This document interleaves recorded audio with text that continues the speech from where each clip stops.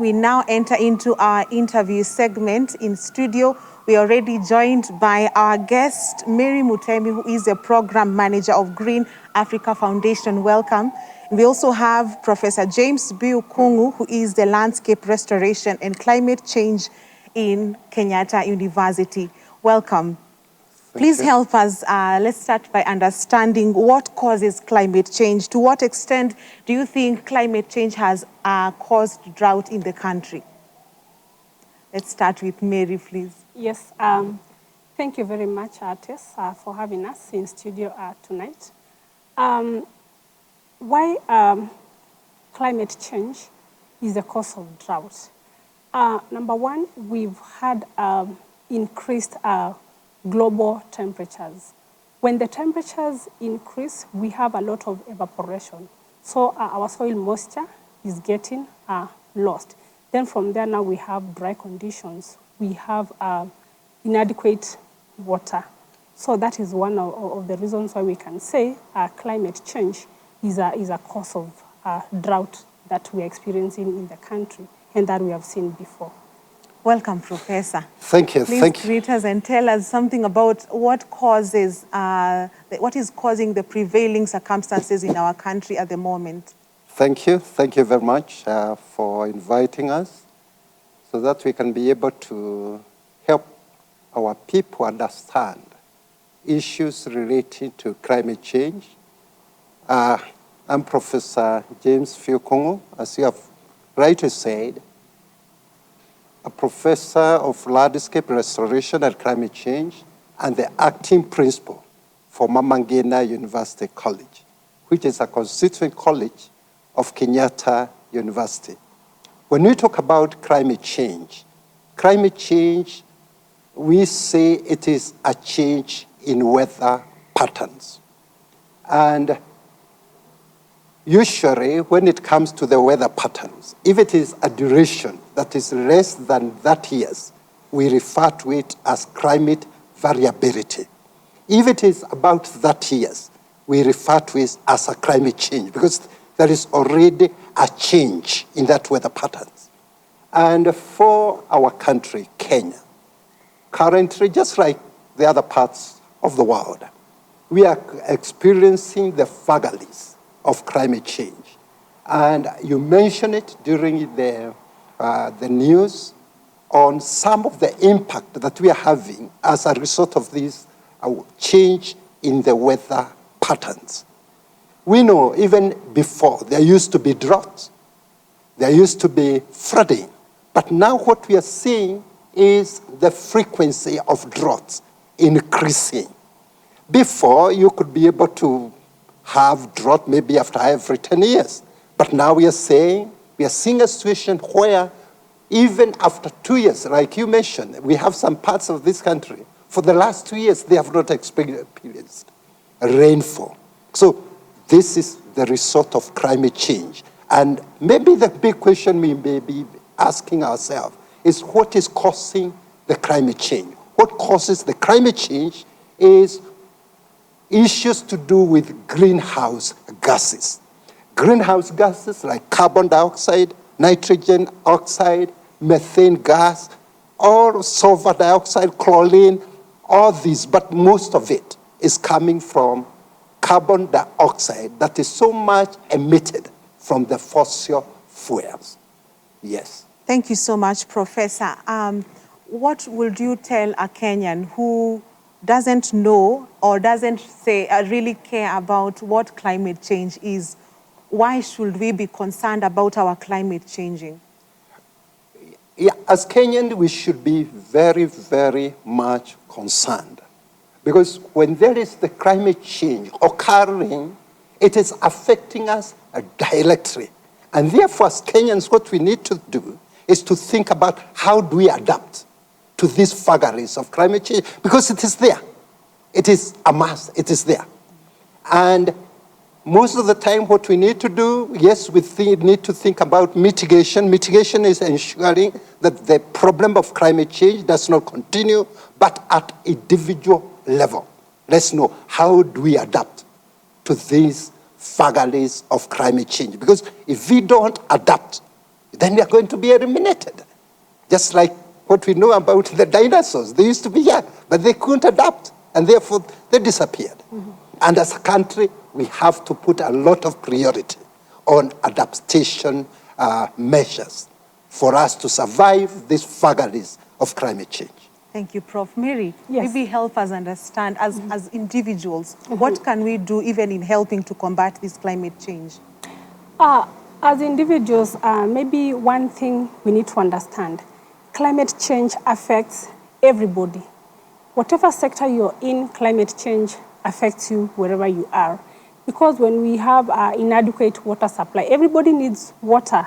If you don't have water, everybody is suffering.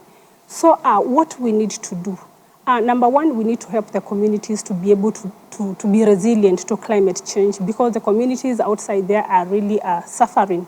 So we need to be able to help them to be able to cope with the situation. But besides that, we also need to be able to mitigate the climate change, like Professor has said. We need to be able to plant more trees in our country, like the President of Kenya is calling upon everybody to plant trees. We need to make it a responsibility of everybody. We need to cut on the emissions. Like right now, we depend too much on fossil fuels, which is now the greatest contributor of the emissions, yet hence causing the climate change. So we need now to start using the electric vehicles. We need to start using renewable energy. Of course, Kenya is doing very well because 93% of the energy that we use is renewable. So we need to turn away from those old practices.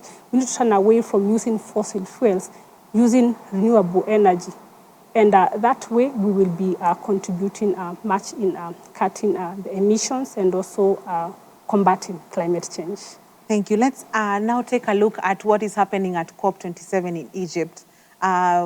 World leaders gathered together to be able to speak about how to combat the climate change. And South African President Cyril Ramaphosa has asked developed countries for a clear roadmap, it seems, in regard to funding of developing countries to combat climate change. He has criticized them of making it difficult for African countries or developing countries to access funds. What's your take on this aid? Maybe let's start with Professor. Yeah, thank you. One thing that we need to understand, when it comes to the issue for climate change, Africa contributes only 3 to 4% of the greenhouse gas emission. But when it comes to suffering, our continent is the most affected. Why is it Africa so much affected?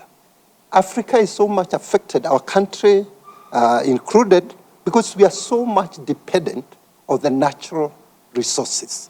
If it is agriculture, if it is issue to do with water, if it is our agriculture, it is rain-fed, if it is issues to do with water, we know that many of our people don't have enough water. When there is flooding, many of our people are the ones that are affected. Currently, we know what the drought is doing. But we are saying, and that is what the presidents, especially from Africa, are saying, we are not the major cause of this problem that we are going through. The Western countries, they are the major cause because that is where they are emitting a lot of greenhouse gases. And it is through the form of development that they end. That is why we are suffering. And therefore, they should be in a position, that has been the argument, they should be in a position to take care of the world, especially in Africa, because they are the one who have caused the problem. And we know, like in COP26, it was promised that we are going to get about $100 billion US. But you realize that money is not there. And that is why even our own president said it is time for the Western countries to act rather than just talking.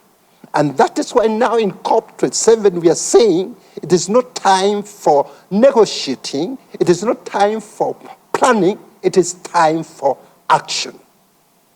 Money needs to be put where it is supposed to be. And I like the way the African countries, especially our country, is going through. Because for us to benefit, then why don't we embrace green technology? And we are blessed as a country in that we can be able to generate most of our electricity is green energy. And therefore, through that, we can be able to be compensated for that. And therefore, we can be able to get the carbon credits. And I think currently also we know the Kenya Power, Kenyan is getting that, is getting the carbon credits. And we also say, can we move, if it is issues to do with the transport, if we move in and we have now, as my colleague here has said, we go now to electric cars, we move on to electric trains, then we can be in a position also to claim for carbon credits. When we plant trees in our farms, we can also be in a position to claim for carbon credits. And therefore, what I can say is true. The president of South Africa, what he's talked about is very right. Because the Western countries, although they are the main cause of climate change, they are not very much willing to take up the responsibility. Quite unfortunate. Maybe just a follow-up in terms of what can developing countries do to hold them accountable? Because they seem to be, they are the developed countries that actually contribute most to the pollution, but it looks like the developing countries are at their mercy. So what voice or what can be done so that these developed countries can can implement what they promised? Let me say that it is a bit difficult because kama Waswahili walisema mwenye nguvu mpishe. It is very difficult for African countries to hold the Western countries accountable for the problems they have done. Yes, our non-government organizations have been talking about it. But to me, as a person, what I think we should be able to do is to have the Western countries come and invest in the green infrastructure, green industry, and that way, as a country, we'll be benefiting because there'll be job creation. We can also be in a position, as I said, when they invest in green projects, we can be able to claim for carbon credit. Why I'm saying that is that even the money for carbon credit, most of it, you realize, is coming from private companies. And therefore, to me, and that is what I believe in, as a country, we should be so much fighting to see how do we adapt to climate change. And we should not be there to depend on the others. We should be at the forefront to see how do our people live without suffering from the problem of climate change. Because yes, they have caused the problem, but we know some of them are not ready to do that. Thank you. So to me, as a country, as I said, yeah, we will need, people keep on shouting and telling them to pay, but if they say they are not going to pay, very true, you can be able to do. Thank you, Prof. Maybe, Mary, since you're the manager, Green Africa Foundation, as we try to adapt to this climate change, help us understand about green energy and how it can be implemented in the country. Yeah, thank you very much. So green energy, we have various sources of green energy. We have the solar energy. We can be able to tap our energy from our solar. And you know, solar is a natural resource that God has given us free of charge. We also have the wind energy that is also a free natural resource that God has blessed us with. We also have the hydropower. So at the local communities, where communities are not connected to the grid, it is not all the counties in Kenya where we are connected to the national grid, where we have power from hydro or we generate water electricity from water. So in the local communities, we are encouraging them to adopt solar. They adopt solar for lighting their households. They adopt solar for even being able to to charge their phones, being able to watch their TVs, and it has been working. We also encourage the communities to adopt energy-saving bulbs, such kind of innovations. And again, we know the country is doing very well in Kenya in generation of the wind energy and also in generation of hydropower.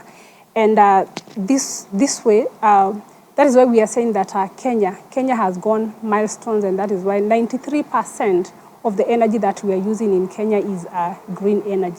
So in Kenya as a country, we are not doing badly, but we now need to make sure that the local communities are also able to access this green energy.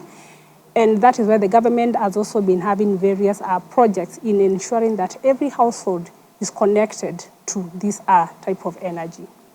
Yeah. Thank you very much. Maybe time is not really on our side, but as we come to a conclusion, in terms of COP27, I beg your pardon, that is still going on, what do you think Africa should be looking forward to in the coming years in terms of implementing measures of combating climate change? Maybe let's start with you, Mary, and then Professor. Yes, thank you very much. I think reiterating from what Professor has said, the message outside there is very clear.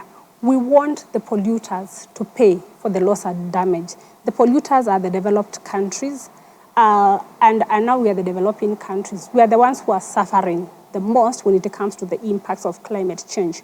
We want them to pay for the loss. They have committed. They have already committed because they have ratified. They are all members of, they have ratified to, what do we call it, Professor? After Kyoto Protocol, the one that they have ratified right now. The UNFCCC, they are members of that.